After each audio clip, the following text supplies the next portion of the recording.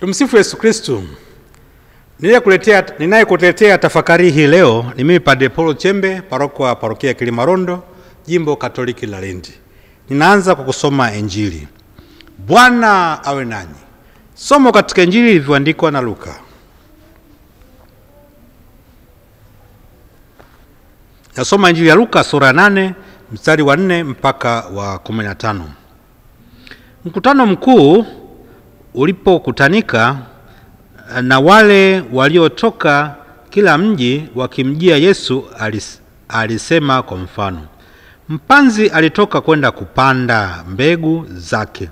Naye alipokuwa akizipanda, nyingine zilianguka karibu na njia, zikakanyagwa, ndege wa angani wakazila.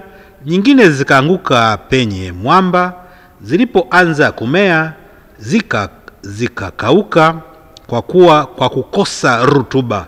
Nyingine zikaanguka kati ya miiba, na miiba ikamea pamoja nazo ikazisonga.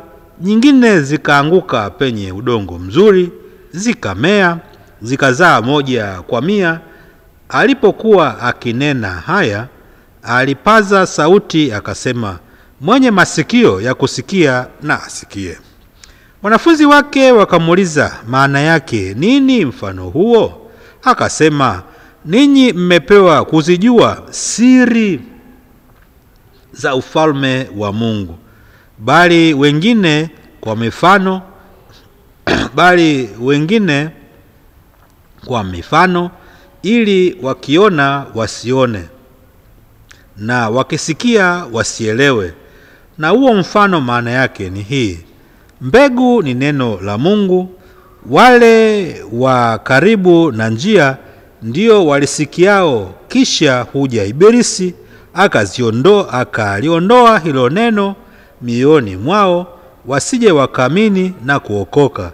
Na wale penye mwamba ndio wale ambao walisikiapo ulipokea lile neno kwa furaha, nao hawana mizizi. Huamini kitambo kidogo, na wakati wa kujaribiwa hujitenga. Na zilizoanguka penye miiba ni wale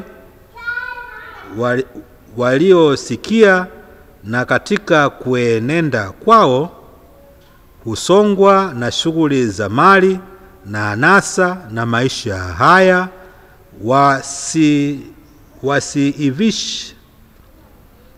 wasiivishe lolote.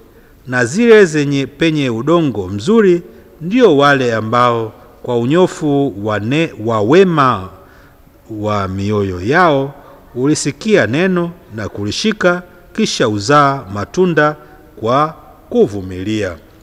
Neno la Bwana.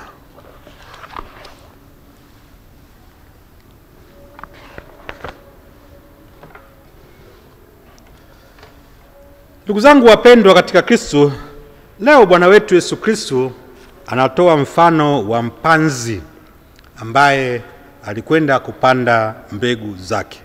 Bahati nzuri, mfano huu Bwana wetu Yesu Kristo anautolea na ufafanuzi. Kifupi, Bwana wetu Yesu Kristo anaeleza mpanzi huyu anapanda mbegu. Mbegu ni neno la Mungu. Kwa hiyo ndugu zangu, wapo watu wanaopandwa katika mazingira haya yote ambayo tumeyasikia katika Injili.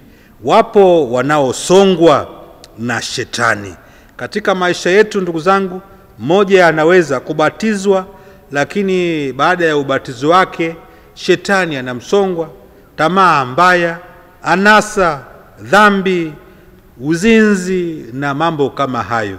Kwa hiyo maana yake huyu amebatizwa, lakini mazingira yake yamejaa na mambo kama hayo. Kwa maana yake mtu namna hii, Ukristo wake unapotea, unatoweka, kwa sababu haishi katika mazingira mazuri, hauishi Ukristo wake vizuri.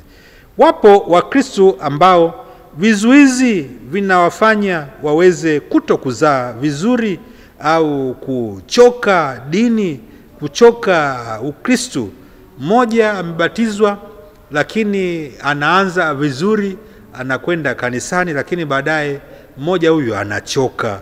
Neno la Mungu lile hapati kuliishi vizuri, wala haoneshi mfano mzuri kwa jirani zake na mambo kama hayo. Amechoka kwenda kanisani, amechoka kwenda kwenye jumuiya, amechoka hata kushika amri za Mungu, amechoka hata kuzishika amri za kanisa. Kwa maana yake huyu mtu hawezi kuishi Ukristo wake barabara. Wapo Wakristo ambao wapo kwenye mazingira ambayo yanawafanya waweze kuwaka tamaa na anasa. Mkristo amebatizwa, lakini kutokana na mazingira yale yanamfanya ashawishike, awe mtu wa kupenda anasa, awe mtu wa kupenda tamaa. Tamaa kutoka kwa watu, tamaa kutoka kwa vitu, na tamaa kutoka kwenye mifumo mbalimbali ya mazingira mbalimbali. Kwa ndugu zangu wapendwa katika Kristo, wapo pia watu ambao wanaishi Ukristo wao vizuri. Wamebatizwa, wanapokea masakramenti, wanajitahidi kwenda kanisani, kwenda kushika amri za Mungu, amri za kanisa na mambo kama hayo. Hawa maana yake kila mmoja kadiri ya bidii ya Ukristo wake atazaa 10, 20, 30, 40, 50 kadiri Mungu anavyomjalia na kadiri yeye mwenyewe anavyonuia kutimiza majukumu yake. Kwa hiyo ndugu zangu wapendwa, unaweza kujiuliza, wewe Ukristo wako uko katika kundi gani? Umeangukia kwenye miiba? Ukristo wako je, umeangukia kwenye mwamba? Je, Ukristo wako umeangukia kwenye udongo mzuri? Ndugu zangu, kama Ukristo wako kuna mambo yanakusonga katika uhalisia wake, labda mazingira hayakufanyi uweze kushika dini vizuri, jaribu kuweka mazingira yako vizuri kusudi uweze kushika Ukatoliki wako sawa sawa. Kama kuna vitu ambavyo vinakufanya uweze kusababishiwa kuanguka katika dhambi, jaribu kuviondoa kusudi uweze kuwa salama. Kwa leo ndugu zangu, Bwana wetu Yesu Kristo anatuambia sisi tumebatizwa, lakini Ukristo tunavyouishi kila mmoja nyumbani kwake, kila mmoja kwenye jumuiya yake, kwenye mtaa wake, katika jimbo lake, katika eneo lake la kazi, katika eneo lake la biashara, huyu ndugu zangu anaweza kujihoji yeye mwenyewe ameangukia kwenye mazingira gani. Kwa ndugu zangu, tamaa ya Bwana wetu Yesu Kristo, Mungu Bwana wetu Yesu Kristo anapenda sisi sote tuweze kuzaa matunda vizuri. Anatamani wote sisi tufike mbinguni. Kwa hiyo tuviondoe vikwazo, tuviondoe vizuizi kusudi tuweze kulishika neno, tuweze kuzaa matunda kadiri mmoja anavyotumia nguvu yake na kadiri mmoja anavyowezeshwa na Mungu mwenyewe. Niwe kuletea tafakari hii leo ni mimi Padre Paul Chembe, Jimbo Katoliki la Lindi, paroko wa parokia ya Kilimarondo. Tumsifu Yesu Kristo.